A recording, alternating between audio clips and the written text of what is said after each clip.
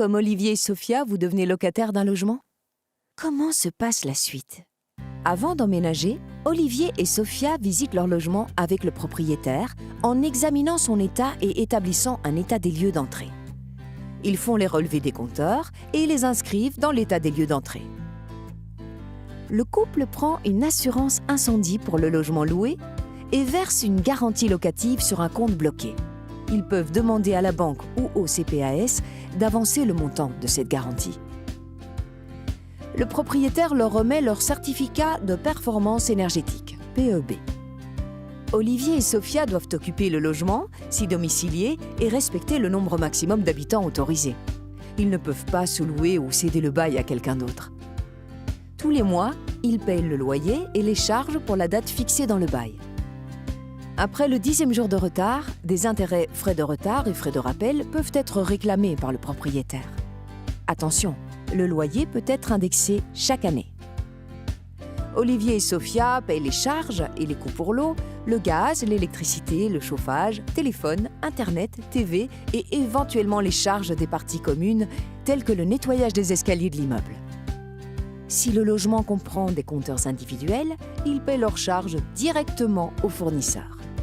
En l'absence de compteurs individuels, les charges sont payées au propriétaire, tout comme les charges communes. Les locataires paient les impôts et taxes de l'État, la région, la province et la commune, excepté le précompte immobilier. Après quelque temps, Sophia et Olivier s'aperçoivent que leur porte d'entrée doit être réparée. Ils en informent le propriétaire pour ne pas être tenus responsables des aggravations éventuelles. Ils doivent accepter les réparations ou travaux urgents pour améliorer la performance énergétique du logement. C'est à Olivier et Sophia de payer les réparations courantes et l'entretien d'appareils tels que la chaudière et le boiler à gaz. Un jour, le couple souhaite déménager. Ils doivent alors prévenir leur propriétaire via recommandé 3 mois avant leur départ et payer certaines indemnités.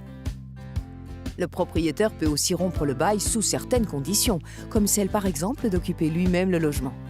Dans ce cas, son préavis sera de 3 ou 6 mois.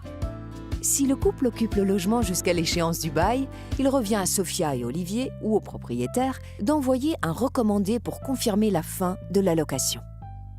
Le bail de courte durée peut être prolongé aux mêmes conditions par accord écrit. Le bail terminé, Olivier et Sophia doivent remettre le logement en état. Ils font un état des lieux de sortie avec le propriétaire et le comparent à l'état des lieux d'entrée. Si les locataires ont fait des dégâts au logement, le propriétaire peut utiliser la garantie locative pour la réparation de ces dégâts. Après décompte des frais de réparation, la garantie locative revient donc à Olivier et Sophia. En cas de litige entre les propriétaires et les locataires, il existe des associations spécialisées en médiation.